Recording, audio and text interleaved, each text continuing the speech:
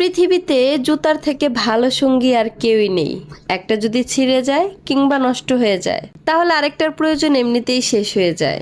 লুঙ্গিতে যদি আগুন লাগে তাইলে লুঙ্গি খুললেও বিপদ, না খুললেও বিপদ। ঠিক তেমনি সমাজে কিছু কিছু মানুষ আছে যাদের সাথে সম্পর্ক রাখলেও বিপদ, না রাখলেও বিপদ।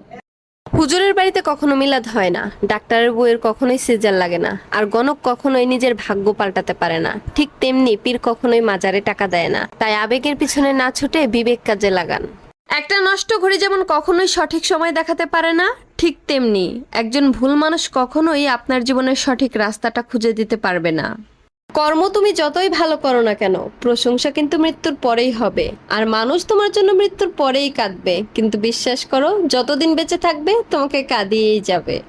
মা ছাড়া বাবার বাড়ি আর স্বামী ছাড়া শ্বশুর বাড়ি, এটা যে একটা মেয়ের জন্য কতটা কষ্টকর সেটা কেবলমাত্র একটা মেয়েই খুব ভালো করে জানে।